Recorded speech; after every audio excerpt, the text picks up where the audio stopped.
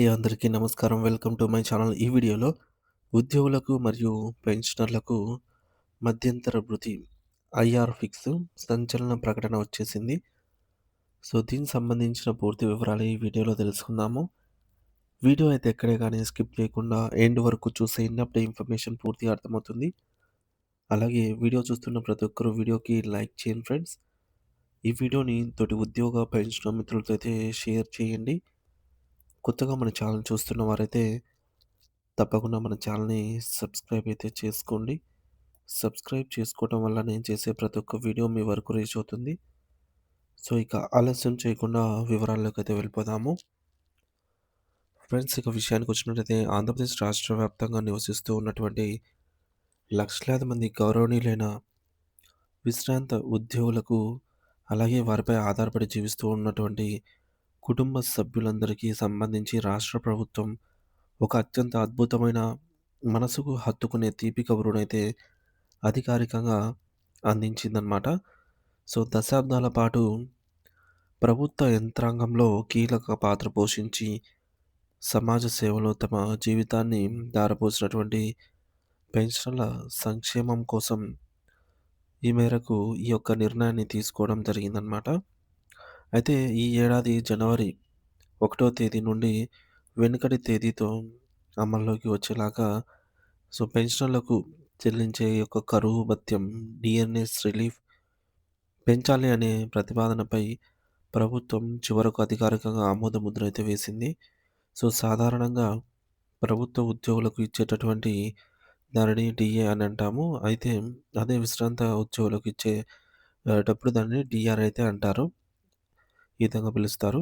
వృద్ధాప్యంలో శారీరక శక్తి తగ్గిపోయి అనారోగ్య సమస్యలు చుట్టుముట్టే తరుణంలో రోజురోజుకు పెరుగుతున్న నిత్యావసర వస్తువుల ధరలు మరియు ఆకాశాన్ని తాకుతున్నటువంటి వైద్య ఖర్చులతో సతమతమవుతున్నటువంటి ఈ యొక్క పెన్షనర్లు ఈ యొక్క గొప్ప నిర్ణయాన్ని ఒక గొప్ప ఆర్థిక ఊరటగా మరియు భరోసాగా అయితే నిలుస్తుంది.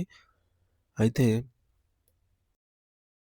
అయితే ఈ పెంపు కేవలం ఈ నెల నుండే కాకుండా జనవరి నుండి వర్తింపచేయటం వల్ల గత కొన్ని నెలలుగా పెండింగ్ బకాయిలు, అరియర్స్ కూడా ప్రభుత్వం అయితే లెక్కగట్టి పెన్షనర్ల బ్యాంకు ఖాతాల్లో నేరుగా జమ చేయనుంది.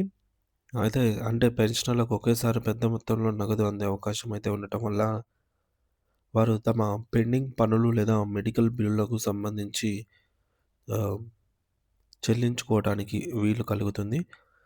ప్రస్తుతం అధికారిక గణాంకాల ప్రకారంగా పెన్షనర్లు ఇప్పటివరకు పొందుతున్నటువంటి ఈ యొక్క 17.651% డీఆర్ మొత్తాన్ని 19.27% పెంచుతూ ప్రభుత్వం ఉత్తర్వులు జారీ చేసింది.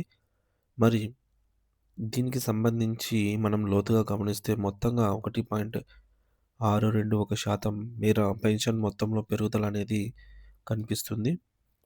మరి ఇది పైకి స్వల్పం శాతం అనిపించినప్పటికీ పెరిగిన ధరల దృష్ట్యా ప్రతి రూపాయి విలువైనదే కాబట్టి పెన్షనర్ల నెలవారీ బడ్జెట్‌లో ఇది ఖచ్చితంగా ఒక సానుకూల మార్పును మరియు వెసులుబాటును తీసుకొస్తుంది.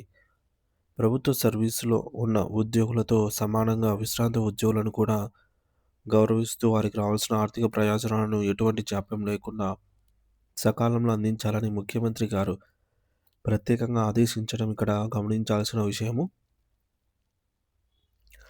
రాష్ట్ర ఖజానాపై దీనివల్ల వందలాది కోట్ల రూపాయల అదనపు భారం పడినప్పటికీ కష్టకాలంలో తమను నమ్ముకున్న విశ్రాంత ఉద్యోగుల సంక్షేమమే పరమావధిగా ప్రభుత్వం ఈ యొక్క సాహసోపేతమైన అడుగు వేసింది. మరోవైపు ఆంధ్రప్రదేశ్ ఎన్‌జీఓ రాష్ట్ర అధ్యక్షులు కూడా ఉద్యోగులకు మరియు పెన్షనర్ల సమస్యలపై అత్యంత కీలకమైన వ్యాఖ్యలైతే చేశారు. రాష్ట్రంలోని రెగ్యులర్ ఉద్యోగులు, రాత్రింబవళ్లు కష్టపడే ఉపాధ్యాయులు మరియు తక్కువ జీతాలతో సమాజానికి సేవలు అందిస్తున్న ఔట్‌సోర్సింగ్ సిబ్బంది ఎదుర్కొంటున్న ప్రతి చిన్న సమస్యను కూడా తాను వ్యక్తిగతంగా ముఖ్యమంత్రి గారి దృష్టికి తీసుకెళ్లి పరిష్కరిస్తారని ఆయన బలంగా హామీ ఇచ్చారు. అయితే ముఖ్యంగా ఏండ్ల తరబడి ఎటువంటి రక్షణ లేకుండా పనిచేస్తున్నటువంటి ఔట్‌సోర్సింగ్ ఉద్యోగులకు ఉద్యోగ భద్రత కల్పించటం అనేది, వారికి వేతనాలను పెంచడం వంటి సున్నితమైన అంశాలపై ప్రభుత్వం సానుకూలంగా స్పందించేలాగా తన వంతు కృషి చేస్తానని ఆయన పేర్కొన్నారు. సో, మరి ఈ యొక్క ప్రకటన వివిధ ప్రభుత్వ శాఖల్లో పనిచేస్తున్న లక్షలాది మంది కాంట్రాక్ట్ మరియు ఔట్‌సోర్సింగ్ సిబ్బందిలో ఈ మేరకు కొత్త ఆశలనైతే చిగురింపజేస్తోంది. అయితే మరి వీటన్నిటికంటే మిన్నగా ప్రస్తుతం రాష్ట్రంలో ఉద్యోగ వర్గాలు మరియు పెన్షనర్లు ఎంతో ఉత్కంఠతో, ఆతృతతో ఎదురుచూస్తున్న మధ్యంతర భృతి లేదా ఐఆర్ అంశం ఇప్పుడు కీలకమైన చర్చలకు దశకైతే చేరుకుంది. ఐఆర్‌కు సంబంధించి ప్రధాన ఫైల్ ఇప్పటికే ముఖ్యమంత్రి గారి పర్యవేక్షణలోకి వెళ్ళినట్టుగా సచివాలయ వర్గాల నుండి తాజా సమాచారం అయితే అందుతోంది.